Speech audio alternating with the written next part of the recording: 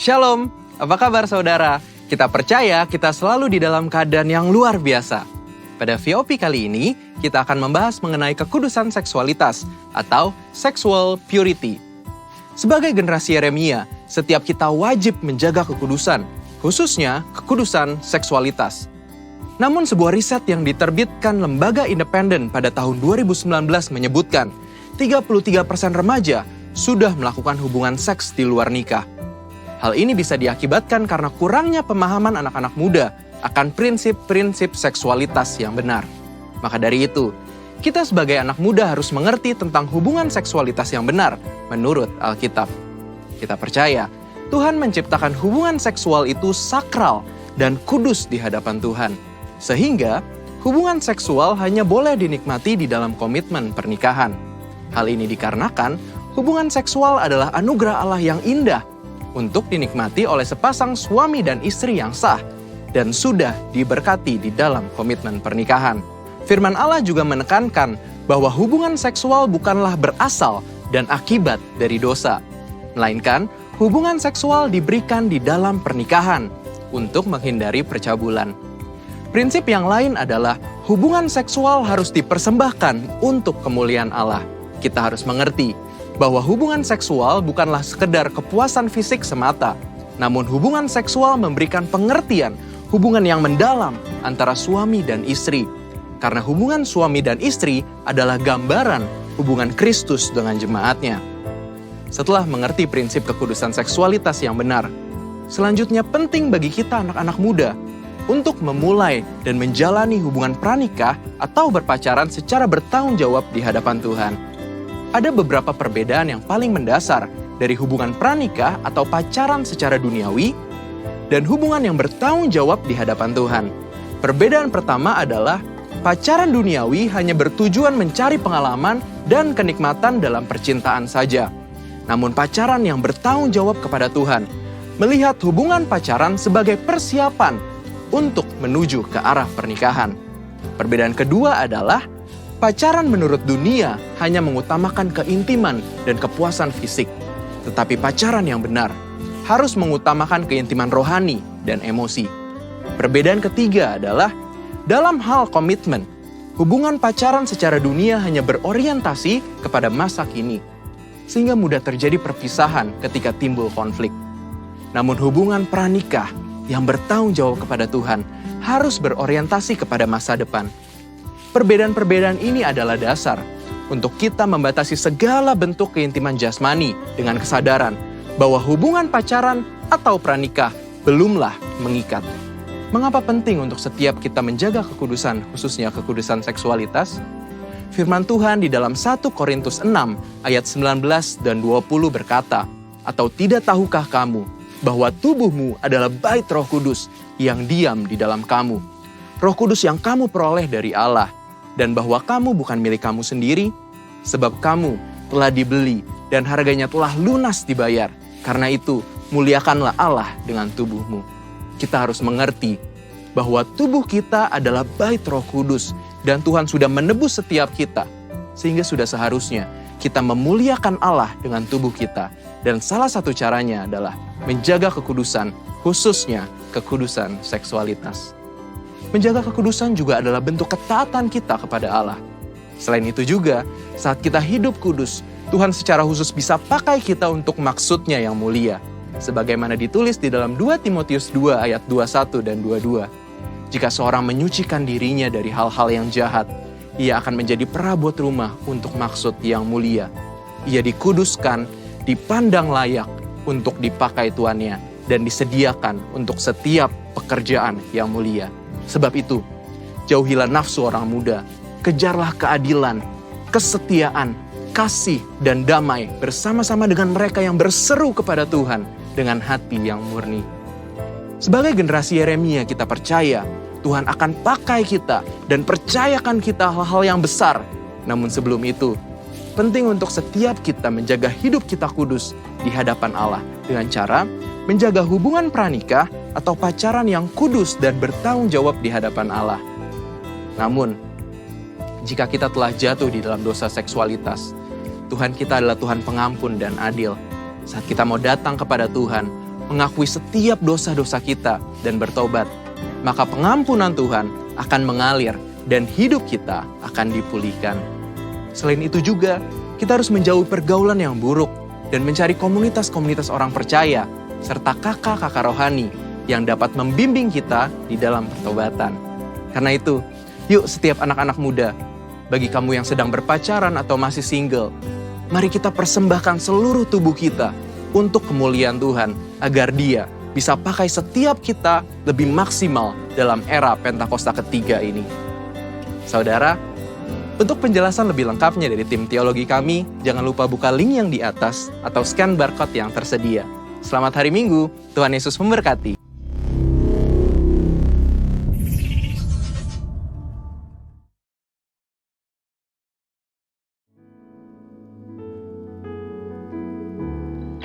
Penyertaan-Mu Tuhan, segalanya bagiku, hadir-Mu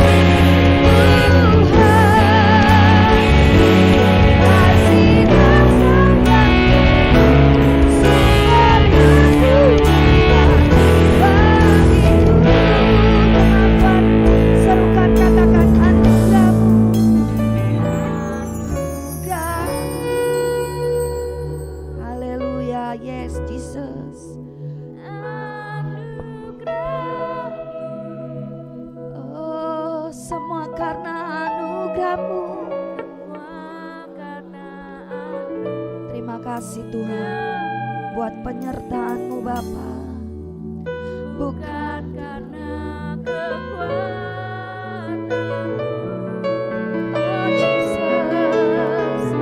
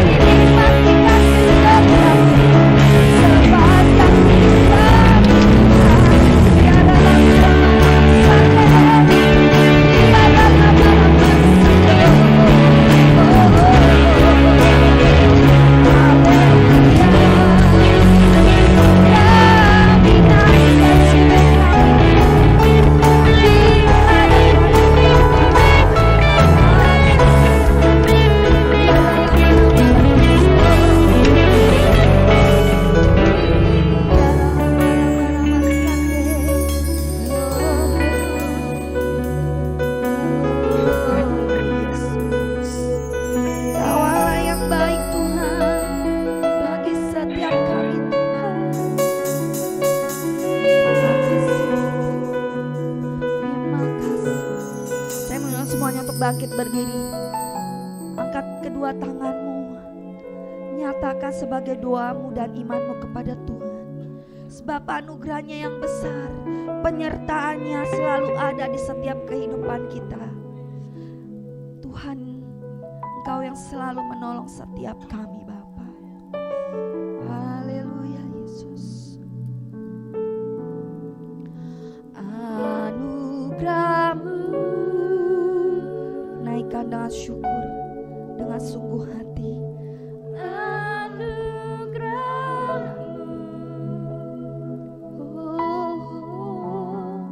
Semua karena anugerah-Mu, bukan karena kekuatan kami Tuhan, bukan karena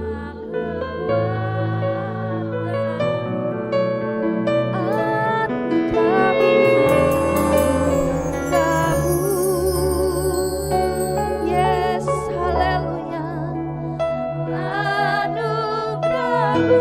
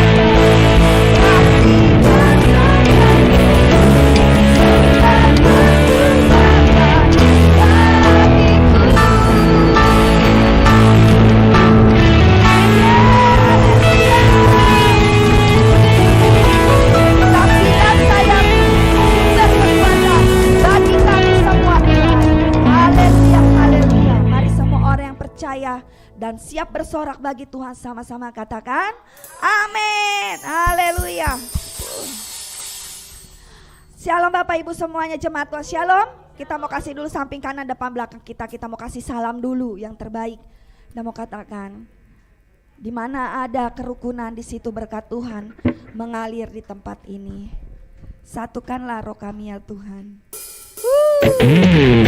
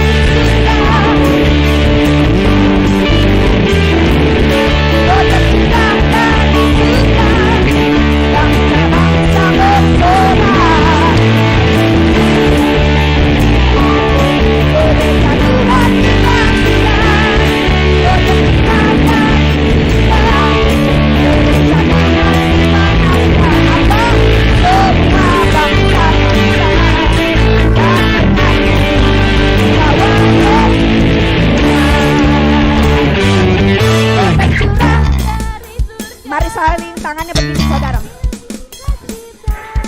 Roh tercurah dari surga, bangsa-bangsa bersorak. Roh tercurah dari surga,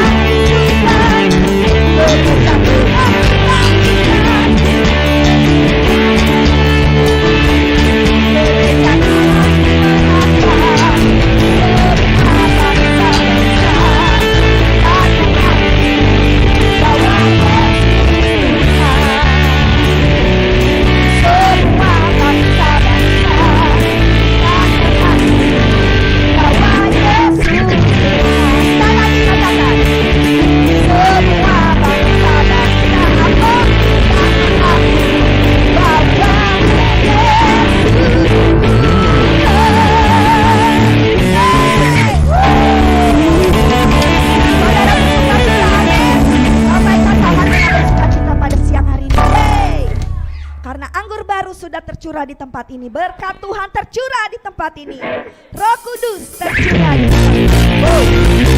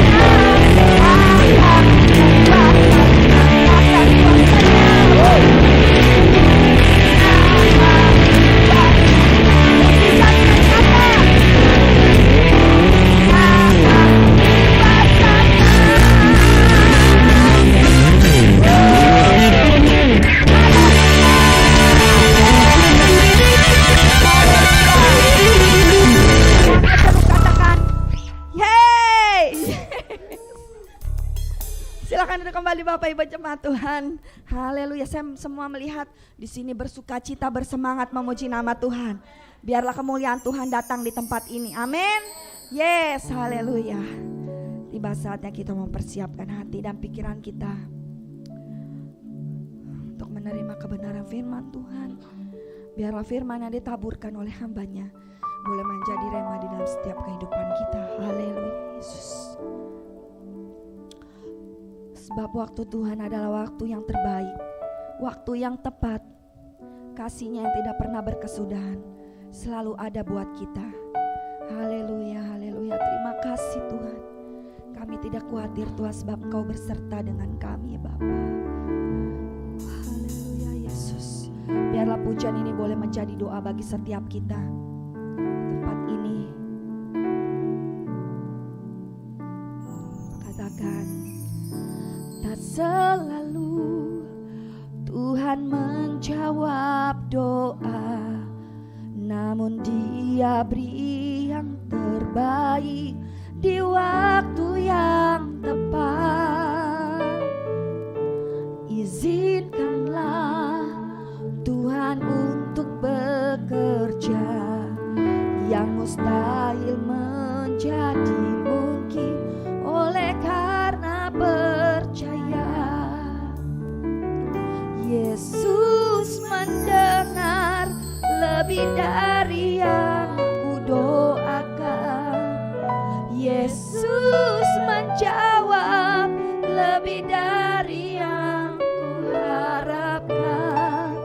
Dengan caranya di waktu yang tepat, ku kan melihat Dia jadikan semua. Yang percaya sama-sama berikan tepuk tangan yang meriah buat Allah kita. Haleluya.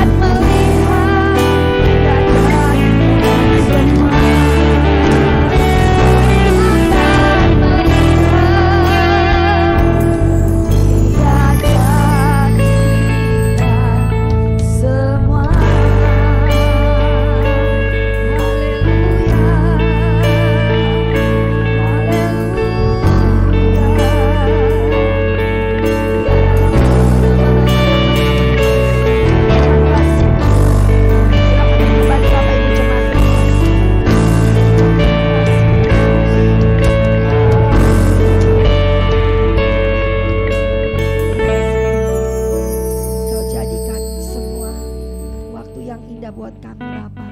Kami bersyukur punya Allah seperti Engkau. Haleluya Bapa. Terima kasih Tuhan. Dalam nama Tuhan Yesus kami sudah berdoa dan mengucap syukur. Amin. Saudara, kita mau melihat performance dari anak-anak sekolah minggu GB Hum Palem Galaksi. Waktu dan tempat saya persilahkan. Kita mau berikan tepuk tangan buat anak-anak sekolah minggu kita. Haleluya.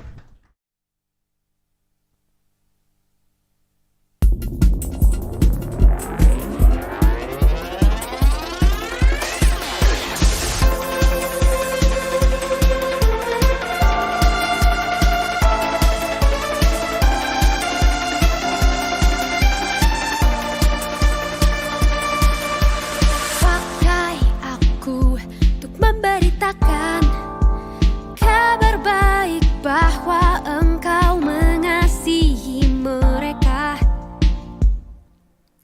Tuntun aku untuk seluruh hati, mengasihi, melayani, juga memberi. Kemanapun Kau ingin ku pergi, ku mau selalu dengarkanmu. Jadikan terang yang bercahaya di tengah cahaya dunia yang tak pudar. Jadikan kasihku seperti kasih-Mu, ku rindu melihat kemenangan yang besar untuk generasiku.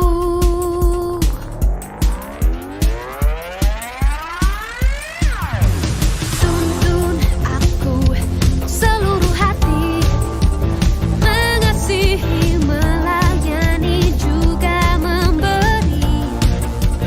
Kemanapun Kau ingin ku pergi, ku mau selalu dengarkanmu. Jadikan terang yang bercahaya di tengah cahaya dunia yang tak pudar. Oh, oh, oh.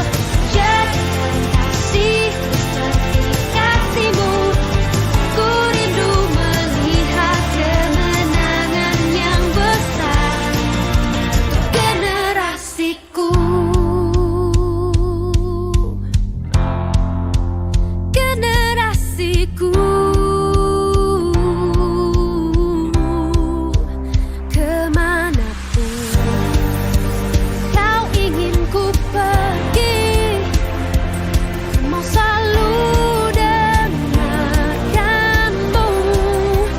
Kemanapun Kau ingin ku pergi, ku mau selalu dengarkanmu. Jadikan terang yang bercahaya di tengah cahaya dunia yang tak pudar. Oh, oh, oh. Jadikan kasihku seperti kasih-Mu, ku rindu melihat kemenangan yang besar generasiku.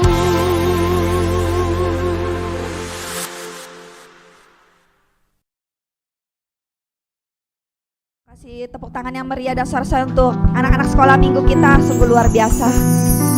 Haleluya. Saya serahkan kepada Bapak Gembala. Saudara, kesesakan itu terjadi di mana-mana. Kalau saudara dengar berita di Timur Tengah, itu udah orang mulai mengkhawatirkan. Ya, Amerika kirim pasukannya, Rusia juga bilang aku bantu yang sebelah ini.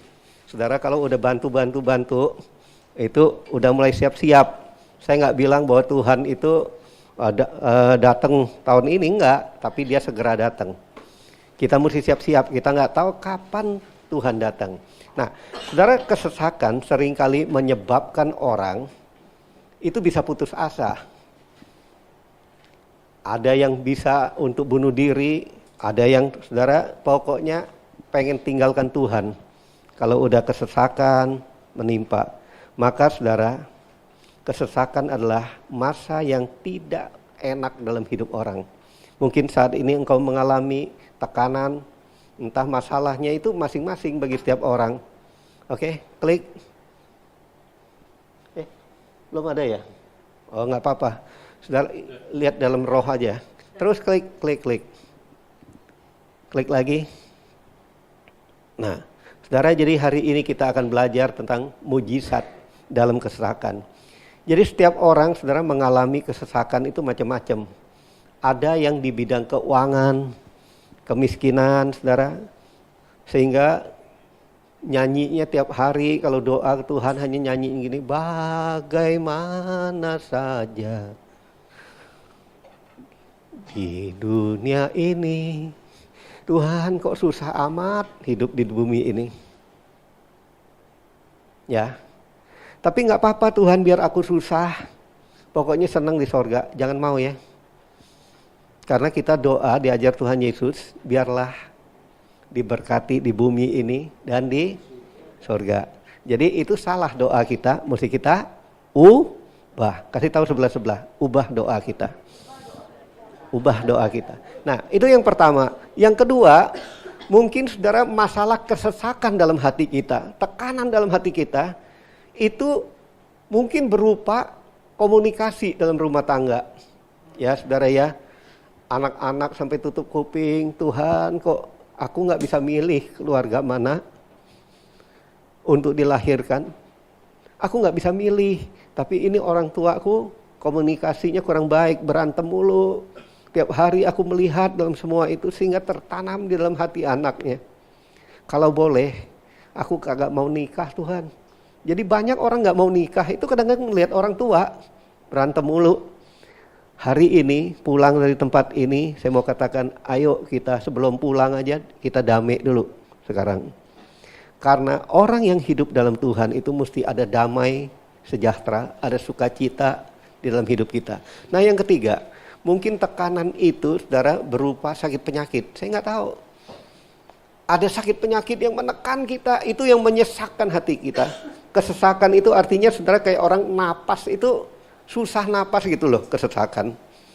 Jadi kayaknya menghimpit masalah itu dalam hidup kita. Rasanya aduh Tuhan kok begini.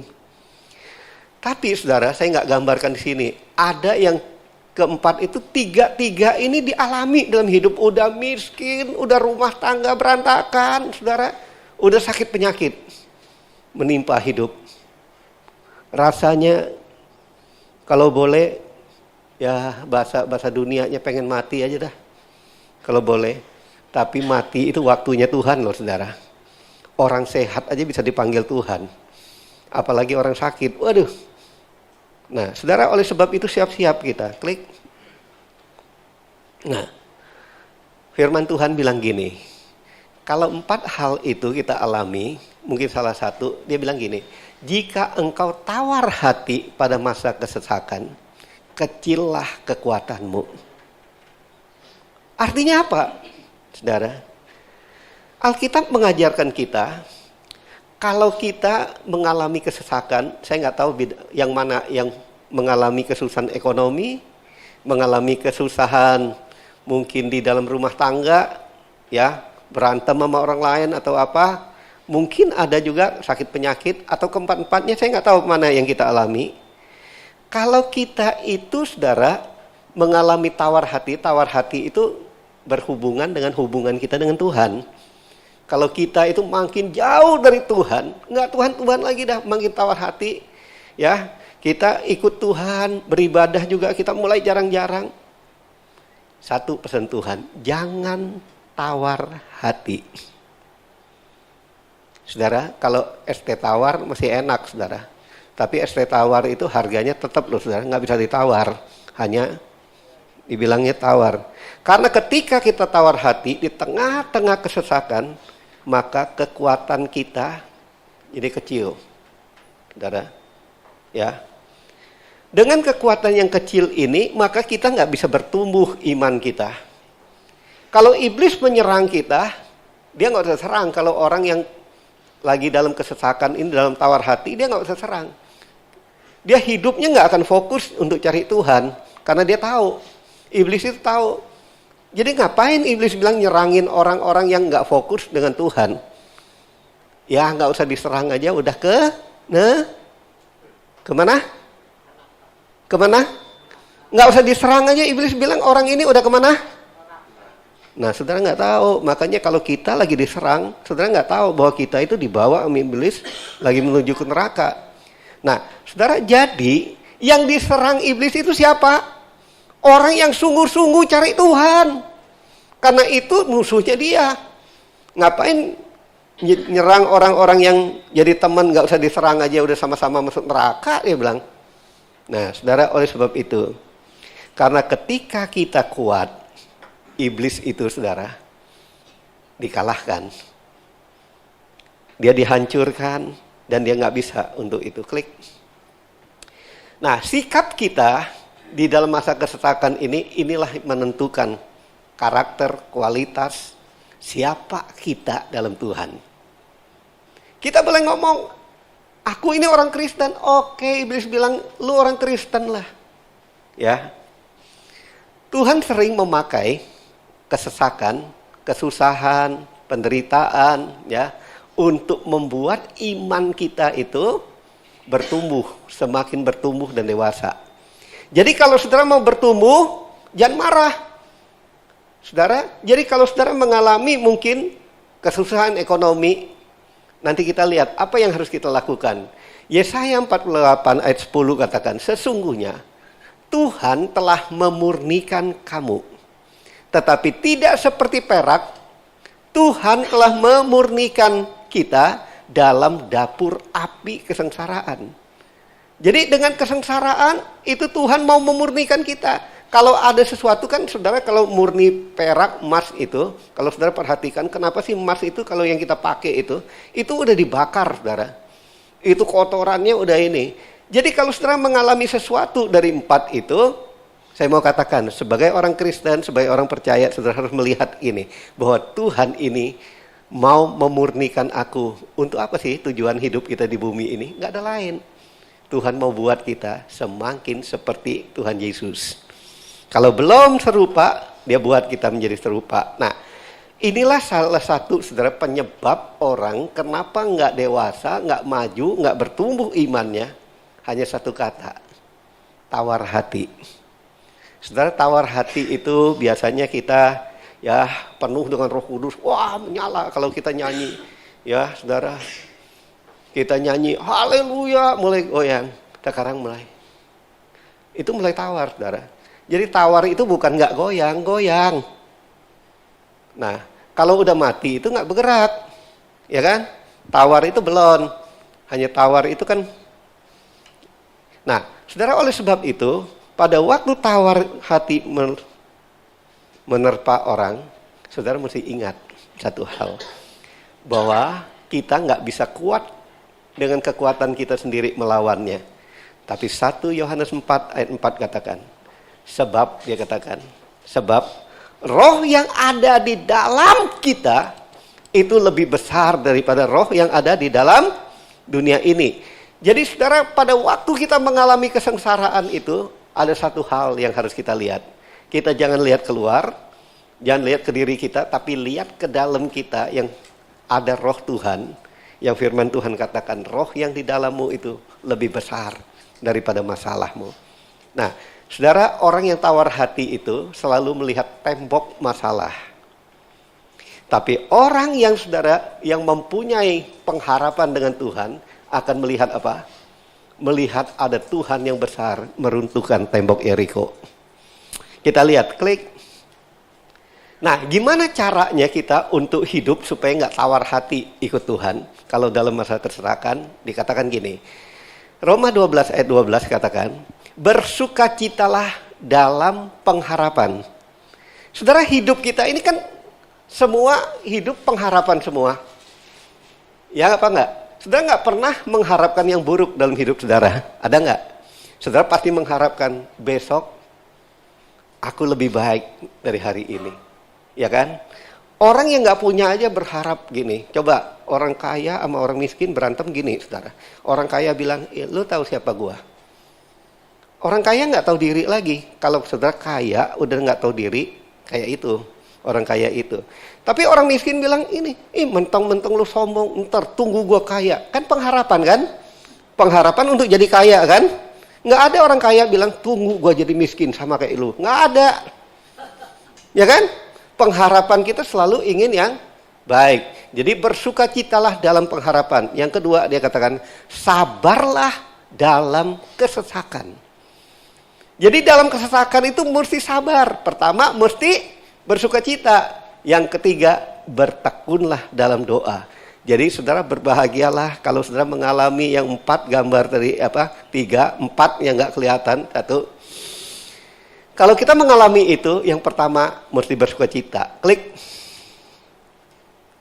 Nah, Habakuk pasal 3 ayat 16 katakan gini.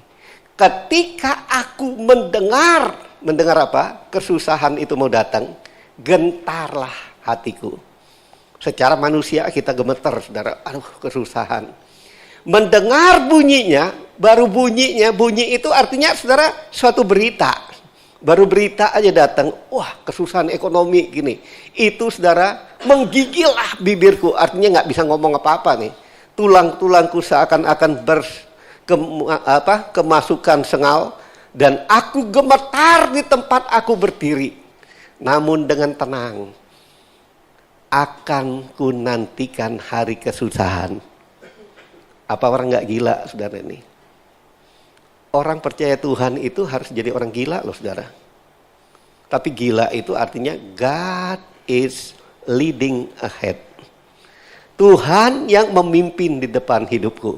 Jadi mesti jadi gila semua saudara ikut Tuhan itu. Jadi kalau kita biasa-biasa nggak bisa. Nah saudara lihat, akan ku nantikan. Hanya orang bodoh di dunia ini menantikan kesusahan. Tapi orang percaya itu dia nggak takut. Kesusahan apapun karena aku tahu aku punya dia.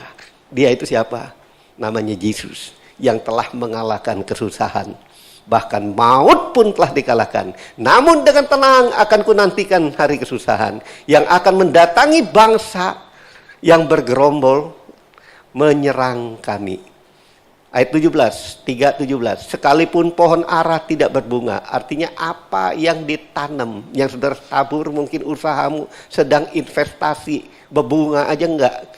Jangankan bunga duit, mati. Nah, saudara, baru nabur, saudara, ditilep orang. Pohon anggur tidak berbuah. Anggur itu sesuatu investasi, mungkin tabungan, saudara nggak akan menghasilkan. Hasil pohon zaitun mengecewakan. Semua usaha mengecewakan. Sekalipun ladang-ladang tidak menghasilkan bahan makanan. Jadi apa yang kita harapkan bukan hanya kita makan, tapi kita tekor mulu. Istilahnya bukan lubang gali lubang, tapi lubangnya makin besar. Mungkin di dalam hidupmu engkau mengalami akan hal itu. Kambing domba terhalau dari kurungan. Saudara, apa-apa yang ada di rumahmu, mungkin ada tabungan, saudara, mesti dijual. Saudara, mesti dijual untuk makan. Dan tidak ada lembu sapi dalam kandang. Nggak ada lagi cadangan bagi saudara. Apa yang dikatakan Habakuk? Namun aku akan bersorak-sorak di dalam Tuhan, beria-ria dalam Allah yang menyelamatkan aku. Allah Tuhanku itu kekuatanku. Ia membuat kakiku seperti kaki rusa. Ia membiarkan aku berjejak di bukit-bukitku. Saudara, yang pertama itu bersukacita, dia bilang. Masih ingat? Kalau kita balik yang tadi, apa dia katakan? Bersukacitalah dalam pengharapan. Dalam kesusahan kita harus kita letakkan yang pertama, sukacita kita. Ayo klik. Nah, saudara. Yang kedua, saudara, kita lihat ini. Ketika, saudara, seorang yang bernama Ayub ini, kalau saudara baca kitab Ayub, orang ini bukan nggak setia dengan Tuhan. Orang ini sangat setia. Ayub ini, dia bilang, orang yang saleh.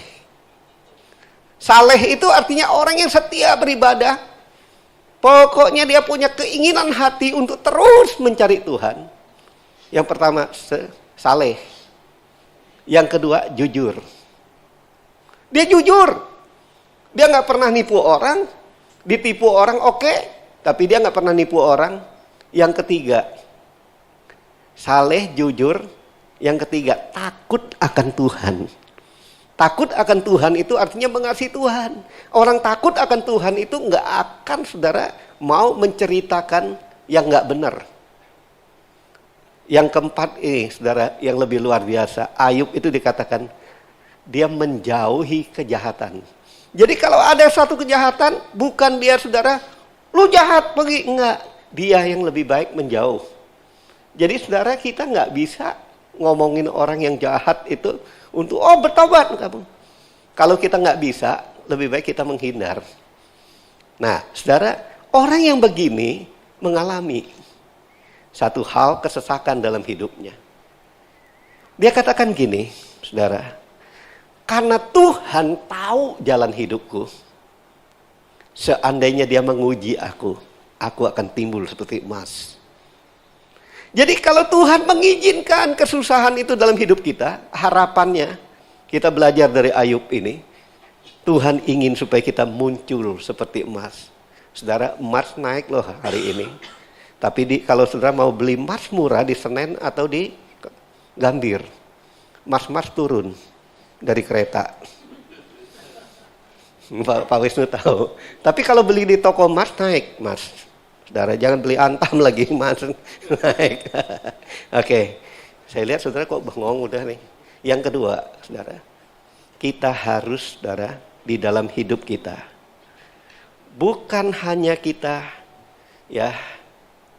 bersuka cita dalam pengharapan, tapi kita juga harus sabar. Sabar, katakan sabar.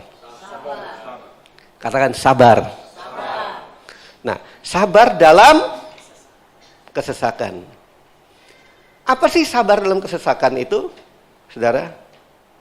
Sabar dalam kesesakan itu, kalau sukacita itu, saudara, artinya nggak masuk akal.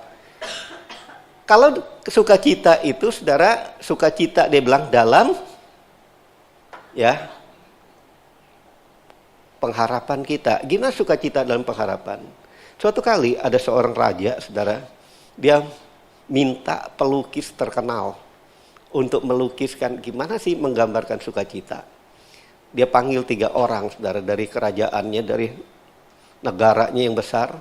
Yang satu melukis.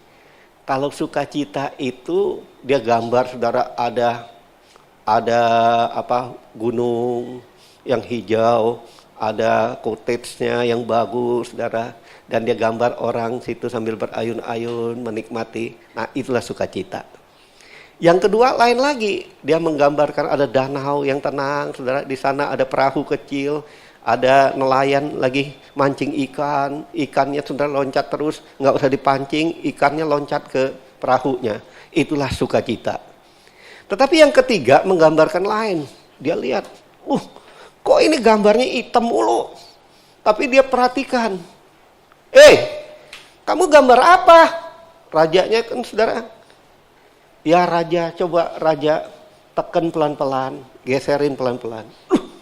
Raja lihat, waktu dia geserin pelan-pelan, saudara, hitam tadi, dia lihat, ini badai.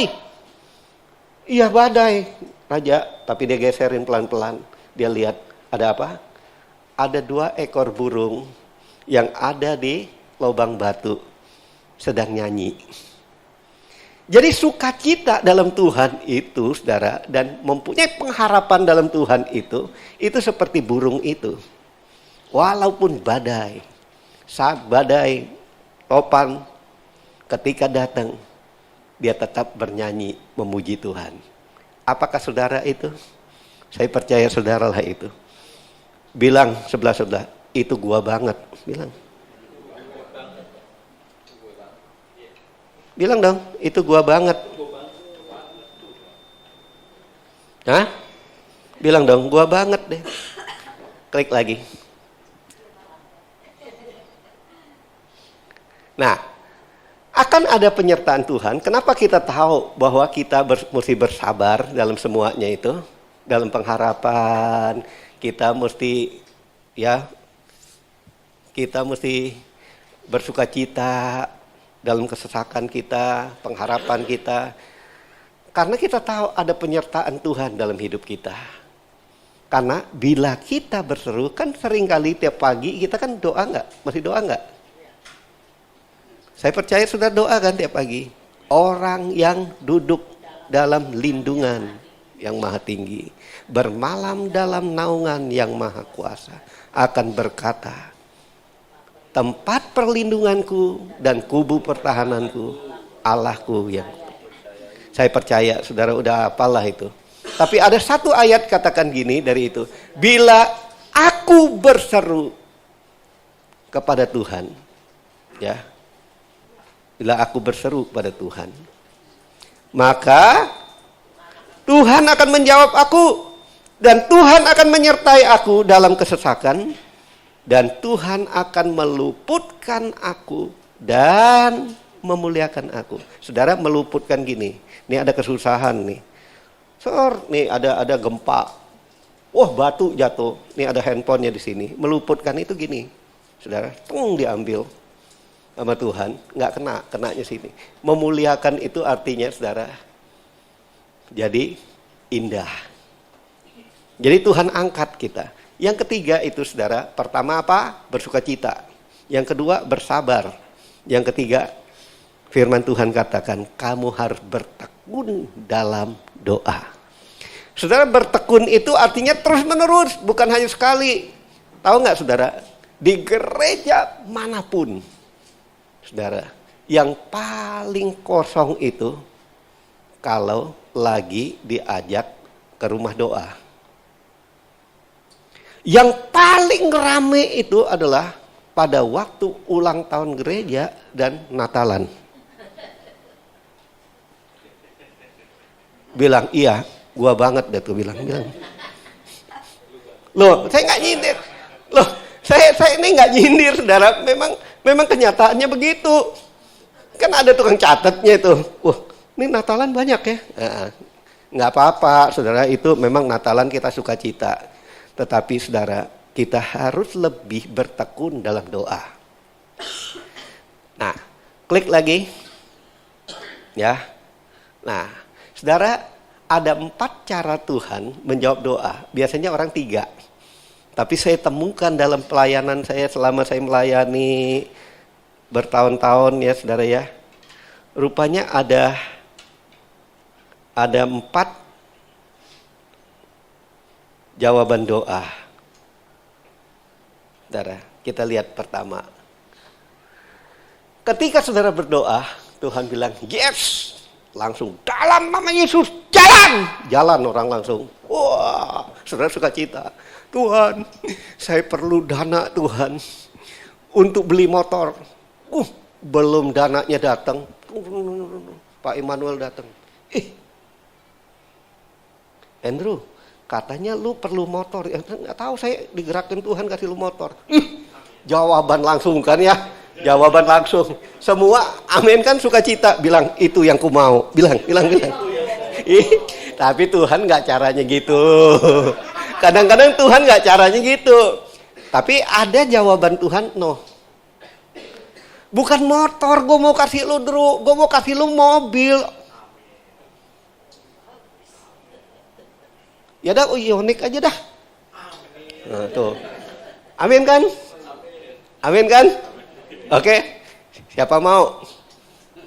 Wah, cuma Andrew aja yang mau, yang lain ya nggak mau ya nggak apa-apa, dikasihnya lain. Ya dikasihnya, ya udahlah, mobil Kijang aja dah. Oke, nah, saudara, pada waktu dia jawab no, karena dia mau siapkan yang lain untuk saudara. Karena dia nggak mau kasih motor, karena dia tahu, waduh, ini kalau motor kehujanan, ini orang ini imannya kurang, nggak datang ke gereja. Jadi dikasih mobil. Karena kalau kasih mobil, wah, gue mau pamer mobil gue juga nih. Biar hujan, pokoknya gue datang. Tuhan bilang ini, biarin dah pamer dikit tapi datang ngadep gue. Ya, yang ketiga Tuhan bilang, wait, tunggu. Karena Tuhan mau memberi yang lebih baik lagi. Waduh, ini bayangin. Gua bilang enggak, gua kasih yang baik. Banjir dia datang biar dia pamer. Tapi dia kasih yang lebih baik lagi. Pak, kok mobilnya sederhana aja? Ya nggak apa-apa, memang begini aja. Bapak ini sederhana banget ya. Nggak tahu di rumahnya, aduh, Lamborghini, Ferrari. Banyak mobilnya nggak pakai udah. Tapi udahlah, dia naiknya sederhana aja. Tuhan bilang, wah ini yang gue cari nih. Tapi ada satu yang saudara, kalau saudara belum dijawab-jawab, ya, pertama jawabnya yes, yang kedua no, yang ketiga jawabnya wait, yang terakhir dia jawab change. Tunggu dulu, dia bilang. Lu minta gue jawab doa lu, jangan minta masalah lu berubah, tapi gue mau lu berubah dulu. Ini yang paling berat, yang banyak orang gak tahu bahwa dia doa. Kadang-kadang Tuhan jawab nih, Immanuel, kamu mesti berubah dulu. Berubah dulu. Kalau engkau berubah, aku akan mengubah segala sesuatu. Kenapa, saudara? Banyak orang, kan tadi kan masalahnya 3 tadi kan ya. Keuangan, sakit rumah tangga, ya cekcok, dan sakit, dan ada yang 4-nya semua-mua. Nah, saudara, kadang-kadang Tuhan nggak mau memberkati kita. Kenapa? Karena kita belum siap. Karena mungkin kita diberkati, di dalam hati kita udah tersimpan nih. Iya ya, gue sering dihina nih. Tunggu gue kaya nanti. Tuhan bilang gak bakalan gue kasih lu. Karena kalau gue kasih lu punya mental gini, lu lebih sombong daripada orang sombong itu. Tunggu, Tuhan bilang, rubah hidupmu. Nah, kalau kita rumah tangga kita lagi cekcok, saudara, kita juga harus menanti dalam semua itu untuk introspeksi. Seringkali kita gini, gue gak mau ubah keluarga lu, biarin aja dulu cekcok, gak apa-apa. Sampai lu puas. Kenapa? Karena lu sering datang ke gue, suami datang, Tuhan, ubahlah istriku. Kalau bisa, jadi kayak malin kundang, jadi batu. Istrinya doa juga. Tuhan, lu tahu laki gua, aduh, lebih dari genderuwo. Ubahlah Tuhan. Nah, lalu Tuhan bilang gini, sebelum engkau mau istrimu jadi princess, engkau harus berubah juga jadi prince. Sebelum engkau mau istrimu jadi, apa tuh princess tuh? Ratu. Kamu harus jadi pangeran dulu. Ya dong. Kalau putri ketemu, waduh, the beauty and the beast. Ya, susah kan? Jadi Tuhan mau mengubahnya imbang dulu. Kalau kamu mau orang lain berubah, kamu mesti berubah kayak gitu dulu. Oke? Bilang berubah. Berubah. Bilang berubah. Berubah. Berubah. Kan saudara ada suatu kali, ini ada cerita saudara ya. Ada suatu kali istrinya ini udah bosen bener dan naik motor mulu. Gue menikah sama lu naik motor mulu. Pacaran aja jalan kaki, selesai menikah dihadiahin orang sepeda ontel. Sekarang naik motor udah bosan banget gue ininya. Lu lihat gue ke gereja, udah mau telat mulu ke gereja. Gue sanggulnya, lu lihat berapa lama gue nyanggulnya nih. Kapan Tuhan mau kasih kita? Lalu berdoa, saudara suami istri ini. Suaminya berdoa, Mah, jawab Tuhan gini. Lu ke gereja jangan suka telat. Nyanggulnya jangan kelamaan. Karena kita masih naik motor. Nanti kalau nyanggulnya kelamaan, naik mobil pun kita gak datang lagi ke gereja, kata Tuhan. Istrinya, lu nyindir gua ya? Wah, tambah marah saudara. Lama-lama malaikat datang ngomong sama istrinya. Apa yang suamimu bilang itu benar. Kalau datang ngadep Tuhan jangan telat. Kalau berkat Tuhan lu maunya cepet. Ya kan? Makanya Tuhan kasih kesusahan untuk mendidikmu. Oke, nah kita terus dulu saudara ya. Oke, klik lagi. Jadi saya nggak tahu mana yang saudara, klik semua. Terus. Nah saudara, ada satu cerita. Jadi kalau kita gini saudara, waktu mengalami kesusahan, kita mau pertama bersukacita. Yang kedua, kita harus sabar. Yang ketiga, tetap berdoa. Bukan untuk mengubah orang lain, tapi kita berdoa supaya kita yang berubah seperti apa yang Tuhan mau. Bagaimana kalau orang, saudara, hidup ini mengalami kesusahan, lari dari Tuhan? Kita lihat. Rut pasal pertama ayat 1-5 bilang gini. Pada zaman para hakim memerintah ada kelaparan di tanah Israel. Lalu pergilah seorang dari Betlehem Yehuda beserta istrinya dan kedua anaknya laki-laki.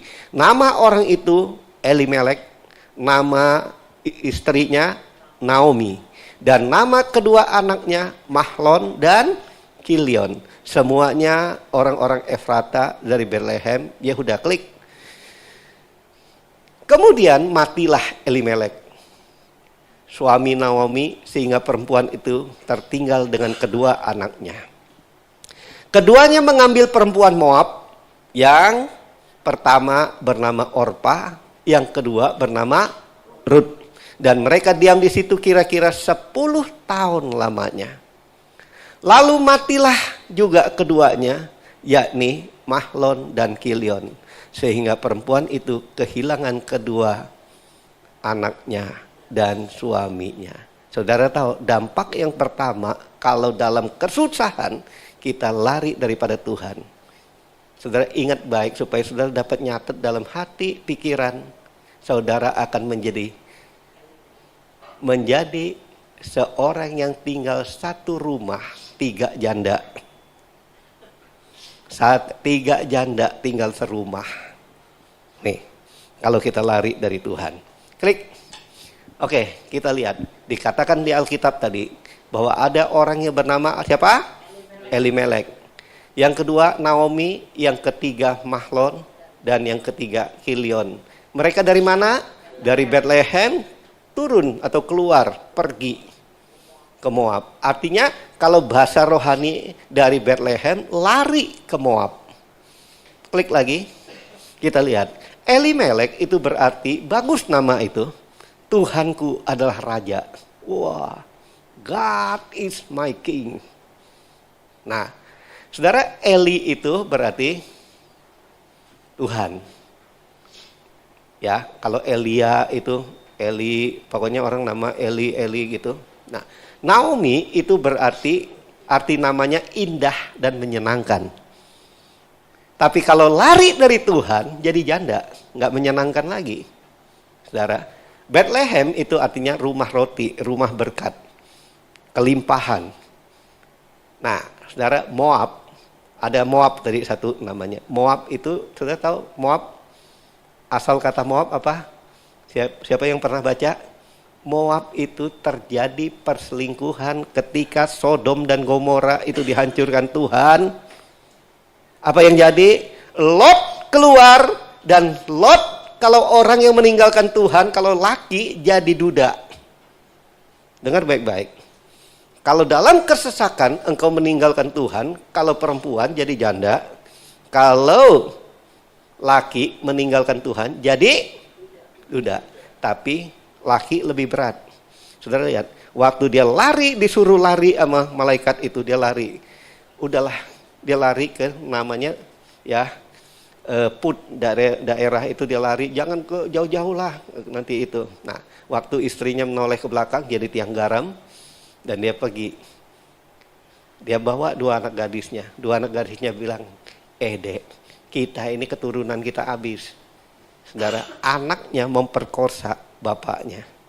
Anak yang besar ini dapat anak namanya suku Amon. Ya, suku Moab. Dan anaknya yang kecil itu Amon. Nah, inilah asalnya. Jadi secara dari rumah berkat turun ke rumah perselingkuhan. Dengar nih. Perselingkuhan itu apa? Kompromi. Cari Allah yang lain. Jadi kalau saudara lari dari Tuhan, istilahnya saudara kompromi cari dunia. Nah, saudara kalau digabung namanya itu bagus benar. Saudara lihat tuh. Elimelek kalau digabung dengan Naomi, itu namanya apa? Jika Tuhan adalah raja di hidupku, maka hidupku akan indah dan menyenangkan karena tinggal di rumah roti. Itu artinya. Tapi apa yang jadi? Mereka meninggalkan Tuhan. Mereka pergi meninggalkan Tuhan, sehingga saudara yang terjadi, ketika maksud hati mereka ingin, karena kelaparan terjadi kan kalau kita baca tadi, kelaparan terjadi, kesusahan terjadi, boleh dong kita nyari sesuatu yang lain. Ya, saya mau katakan, kalau Tuhan nggak suruh kamu pergi, jangan pergi. Oh, bisnisnya lagi enak di sono, tapi Tuhan nggak suruh, jangan pergi. Belajarlah jadi Ishak. Ya, kalau Abigail saya tanya Ishak, bukan opa, Ishak. Ya udah Ishak dah. Pokoknya belajarlah jadi Ishak. Ishak, saudara, mengalami kelaparan. Dia pengen lari ke Mesir. Tuhan bilang, jangan. Kamu tabur di sini. Saudara tahu apa yang jadi? Orang yang nurut Tuhan itu nggak akan pernah kekurangan. Itu gua banget, bilang sebelah. Itu gua banget. Kalau kesusahan datang gua nggak apa geri. Pokoknya gua rangkul kaki Tuhan dah. Klik. Nah, saudara. Mereka berpikir untuk pergi, akhirnya apa? Ini saudara, janda dalam satu rumah, 3 janda dalam satu rumah. Susah saudara. Bukan berbicara jandanya ini, tapi saya berbicara tentang kesusahannya. Saudara, pada waktu orang hidup suami istri, pengen untuk hidup sendiri. Ya kan? Kalau lagi berantem gitu, udah pengen sendiri. Nah, sebelum sendiri, saudara, pisah dulu. Belum pisah ranjang, pisah hadapannya. Satu menghadap timur, satu menghadap barat. Tadinya berhadapan muka. Kan Tuhan suruh kalau menikah itu 2 jadi 1, berhadapan muka kan. Kalau ada masalah, mula berhadapan badan.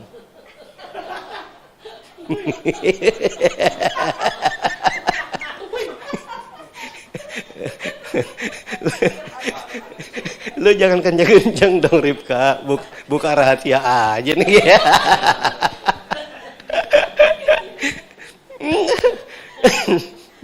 Bukan berhadapan badan lagi, kadang-kadang orang mulai adu pantat. Wah, saudara, kalau sumo aja saudara adu perut orang kan ya. Ini saya nggak tahu olahraga apa, adu pantat. Nah, waktu udah olahraganya adu pantat, saudara, itu meningkat pisah kamar. Nah, pada waktu pisah kamar, iblis mulai ngomong, kamu itu masih muda. Gua udah tua, udah umur begini. Ini saya ketemu orang, saudara, cerita gini, pelayanan di cerita. Umurnya 70-an. Kamu masih muda, iblis bilang. Dia nggak dengar, tapi rasa di pikirannya bilang gitu. Kamu masih muda. Kaleb aja di Alkitab 85, kayak 45, kamu masih muda. Kamu bisa nyari yang muda. Daud aja dia bilang, coba lihat waktu ya sakit-sakitan aja, pakai yang muda. Tapi ingat saudara, Daud itu nggak itu loh.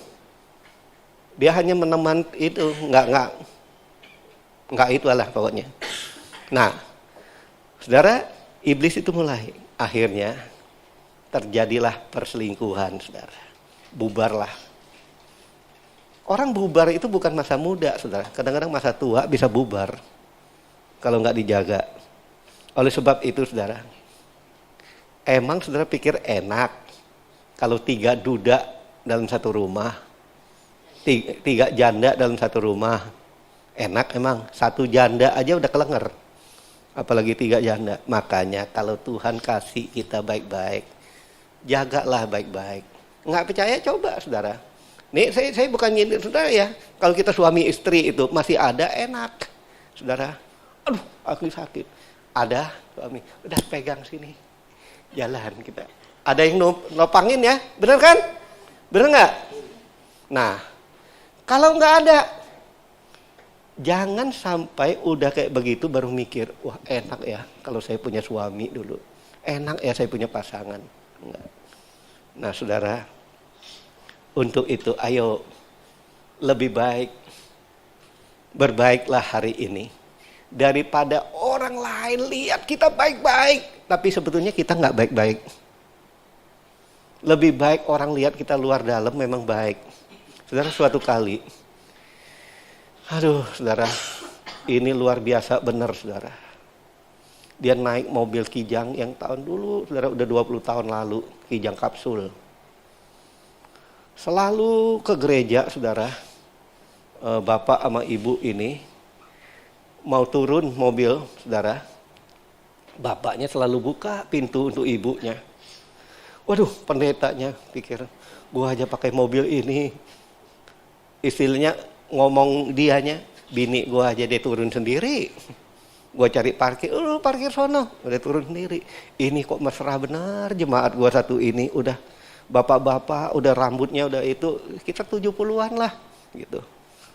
Lama-lama kan jadi gembala kan nanya, Pak, Bapak udah jemaat baru di sini, tapi Bapak kok mesra amat ya?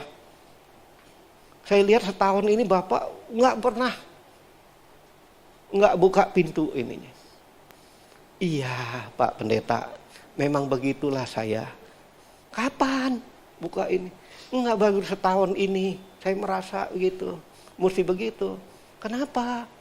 Gini Pak Pendeta, karena mobil saya itu pintunya nggak bisa buka dari dalam. Jadi saya buka dari luar. Makanya saudara, jadi kalau buka pintu sama istri, lihat dulu tuh, niatnya benar apa enggak. Oke, klik lagi. Nah, jadi saudara kesimpulan kita gini.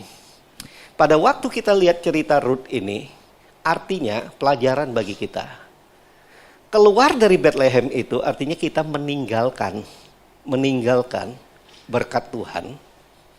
Sama saja dengan kita tidak mempercayai Tuhan.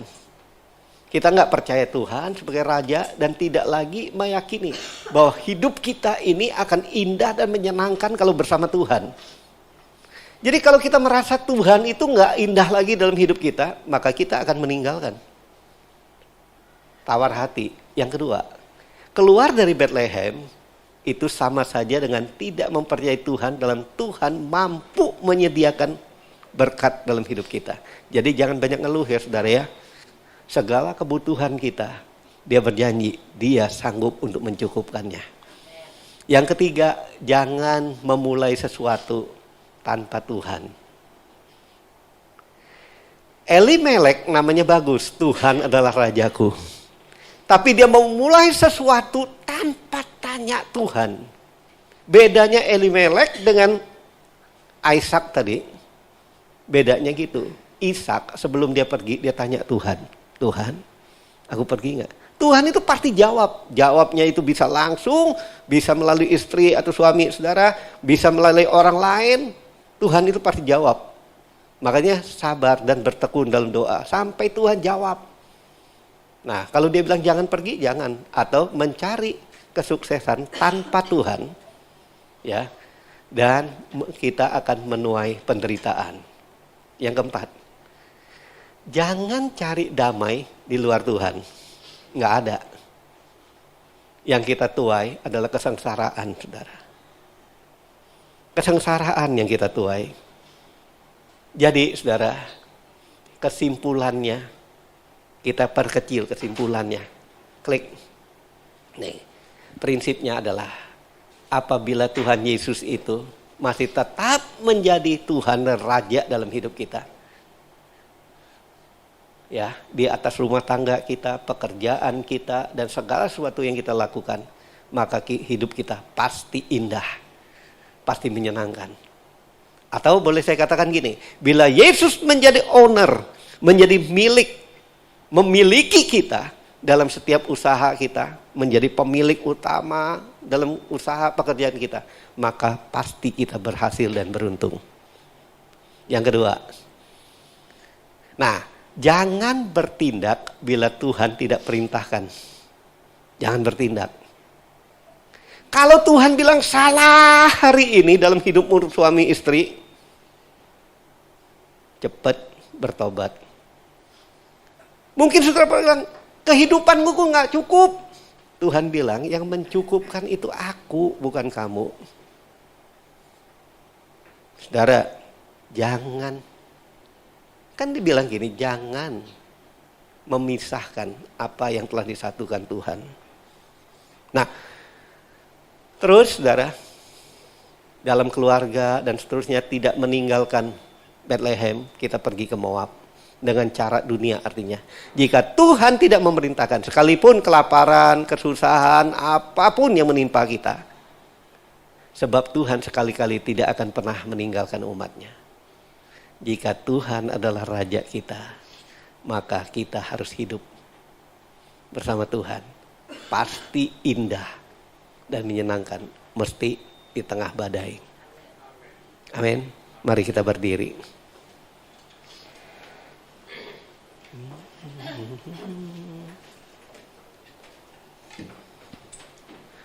Coba renungkan sejenak, saudara, firman Tuhan ini. Kalau kita renungkan sejenak, adakah kesusahan, kesesakan menimpa kita? Entah itu kekurangan, itu masalah dalam rumah tangga, atau sakit penyakit menimpa kita. Atau ketiga hal itu ada dalam hidup kita. Satu hal yang kita perlu, Tuhan itu pasti menjawab doa kita. Tapi apakah jawaban doa kita itu Tuhan berbicara?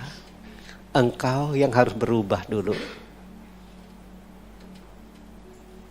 Sebelum aku merubah keadaan.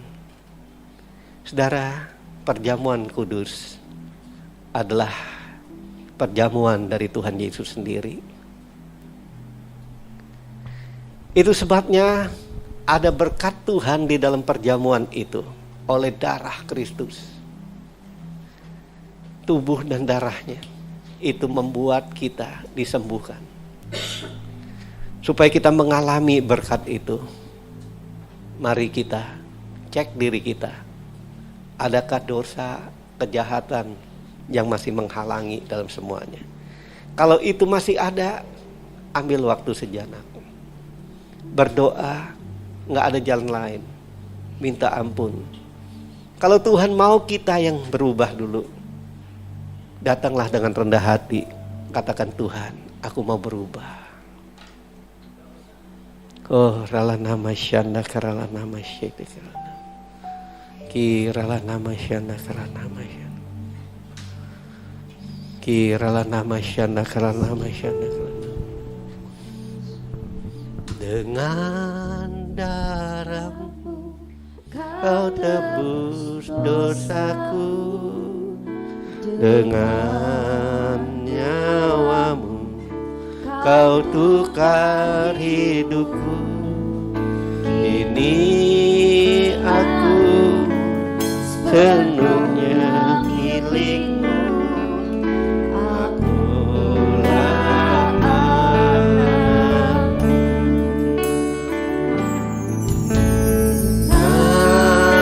Darahmu kau tebus dosaku.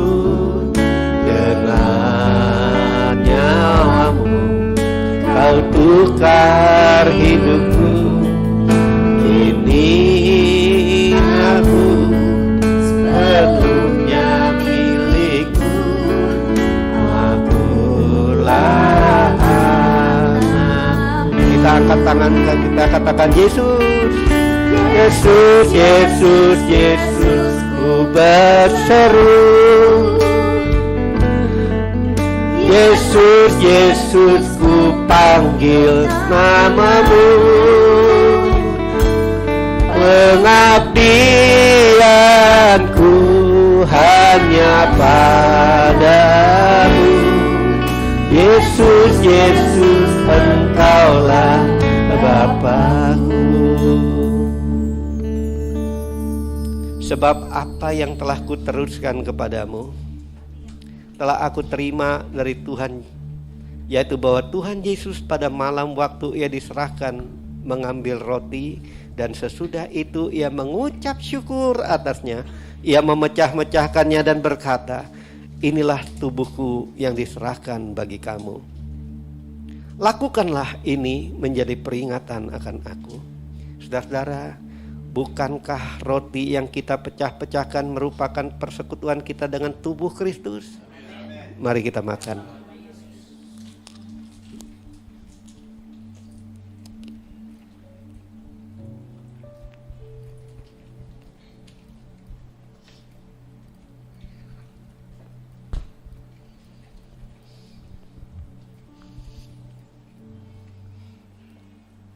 Kita angkat cawan di tangan kanan kita tinggi-tinggi. Demikian juga ia mengambil cawan sesudah makan lalu berkata, cawan ini adalah perjanjian baru yang dimeteraikan oleh darahku. Perbuatlah ini setiap kali kamu meminumnya menjadi peringatan akan aku. Bukankah cawan pengucapan syukur yang atasnya kita mengucap syukur adalah persekutuan kita dengan darah Yesus? Mari kita minum.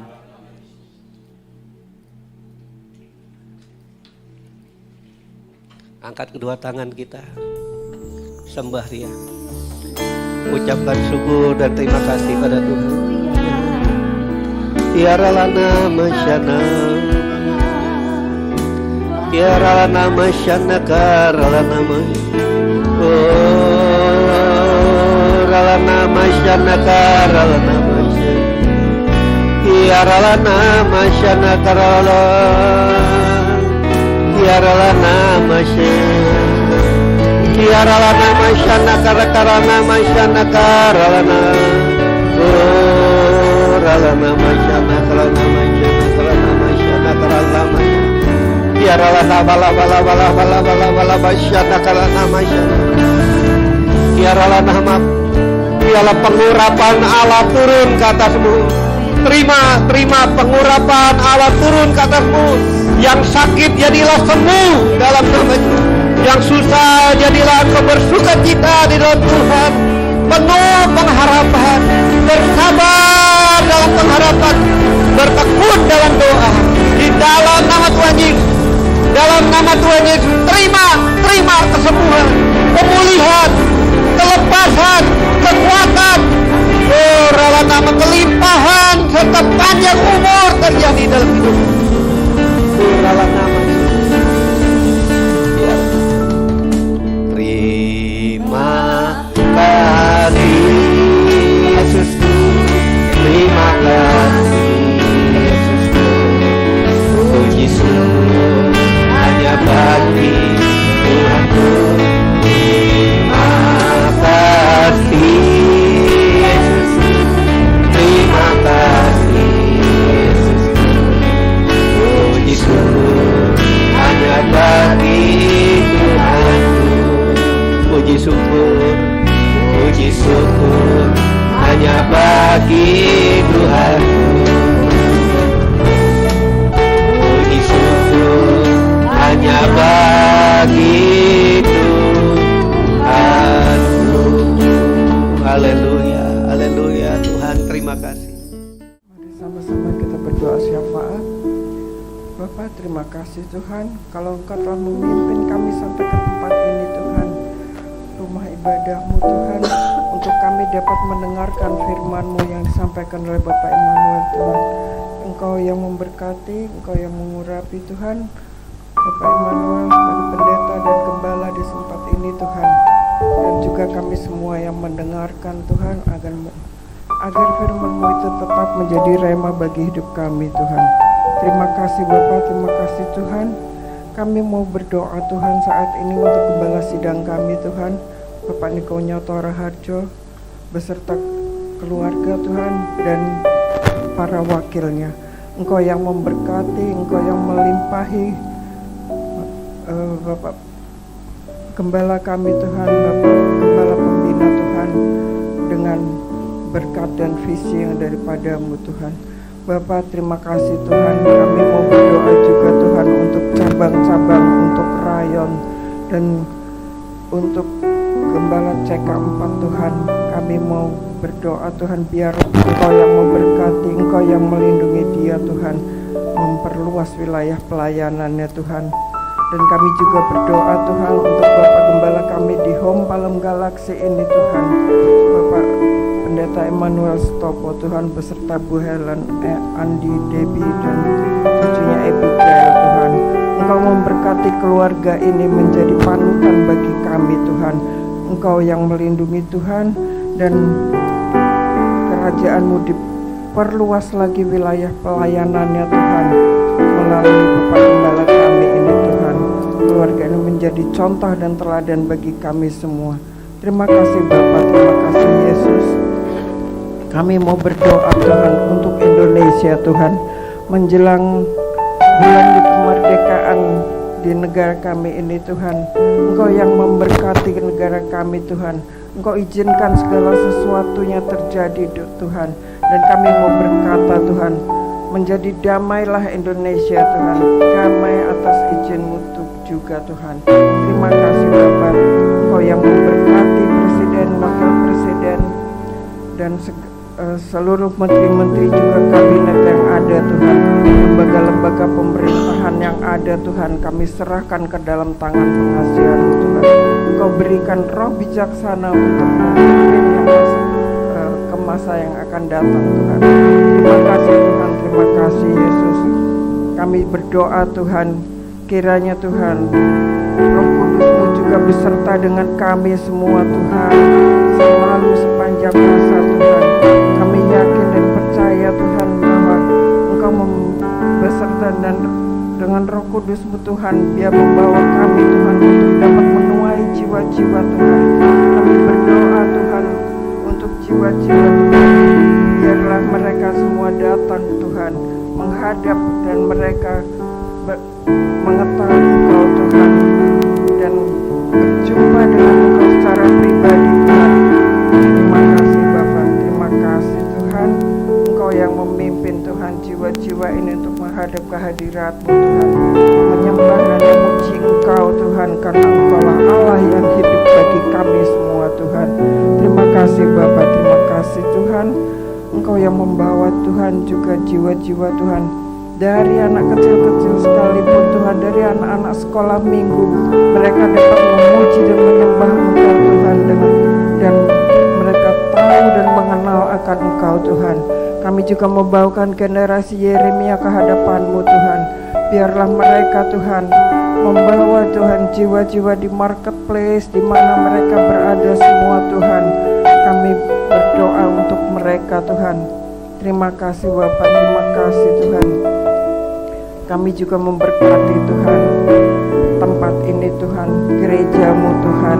Kami juga berdoa untuk jemaat yang ada di gereja ini Tuhan. Engkau memulihkan yang sakit, menyembuhkan yang sakit Tuhan, yang berkekurangan Engkau cukupkan Tuhan, yang berbeban berat Engkau angkat bebannya Tuhan. Terima kasih Tuhan, kami tahu penyertaan-Mu selalu sepanjang hidup kami ada, Engkau ada beserta kami semua Tuhan. Terima kasih Tuhan, terima kasih Yesus. Puji syukur hanya kemuliaan bagi-Mu kami naikkan Tuhan. Terima kasih, dalam nama Yesus kami berdoa dan mengucap syukur. Haleluya. Amin. Mari bersama-sama perkatakan iman dalam Mazmur 91. Dalam lindungan Allah, orang yang duduk dalam lindungan yang maha tinggi dan bermalam dalam naungan yang maha kuasa akan berkata kepada Tuhan, tempat pelindunganku dan kubu pertahananku, Allahku yang kupercayai. Sungguh Tuhanlah yang akan melepaskan aku dari jerat penangkap burung, dari penyakit sampar yang busuk. Dengan kepaknya Tuhan akan melindungi aku, di bawah sayapnya aku akan berlindung, kesetiaannya ialah perisai dan pagar tembok. Aku tak usah takut terhadap kedahsyatan malam, terhadap panah yang terbang di waktu siang, terhadap penyakit sampar yang berjalan di dalam gelap, terhadap penyakit menular yang mengamuk di waktu petang. Walau 1000 orang rebah di sisiku, dan 10.000 di sebelah kananku, tetapi itu tidak akan menimpa aku. Aku hanya menontonnya dengan mataku sendiri dan melihat pembalasan terhadap orang-orang fasik. Sebab Tuhan ialah tempat perlindunganku, yang maha tinggi telah kubuat tempat perteduhanku. Malapetaka tidak akan menimpa aku, dan tulah tidak akan mendekat kepada kemahku. Sebab malaikat-malaikatnya akan diperintahkannya kepadaku untuk menjaga aku di segala jalanku. Mereka akan menatang aku di atas tangannya, supaya kakiku jangan terantuk kepada batu. Singa dan ular tedung akan kulangkahi. Aku akan menginjak anak singa dan ular naga. Sungguh hatiku melekat kepada Tuhan, maka Tuhan akan meluputkan aku. Tuhan akan membentengi aku, sebab aku mengenal namanya. Bila aku berseru kepada Tuhan, Tuhan akan menjawab aku. Tuhan akan menyertai aku dalam kesesakan. Tuhan akan meluputkan aku dan memuliakan aku. Dengan panjang umur akan Tuhan kenyangkan aku, dan akan Tuhan perlihatkan kepadaku keselamatan daripadanya. Amin. Mari saya undang jemaat yang dikasihi Tuhan untuk kita bersama-sama memperkatakan apa yang dimaksud dengan Pentakosta ketiga. Pentakosta ketiga adalah pencurahan Roh Kudus yang dahsyat di zaman ini melebihi yang terjadi di Azusa Street. Pentakosta ketiga akan mengakibatkan penuaian jiwa yang terbesar dan yang terakhir sebelum Tuhan Yesus datang kembali. Pentakosta ketiga akan membangkitkan generasi Yeremia, yaitu anak-anak muda yang dipenuhi Roh Kudus, cinta mati-matian kepada Tuhan Yesus, tidak kompromi terhadap dosa, dan akan bergerak untuk memenangkan jiwa. Pentakosta ketiga lahir di Indonesia dan bergerak ke bangsa-bangsa. Gerakan ini dari timur ke barat dan akan kembali ke Yerusalem. Pentakosta ketiga akan memberikan kuasa untuk menyelesaikan amanat agung, dan setelah itu Tuhan Yesus datang kembali. Amin.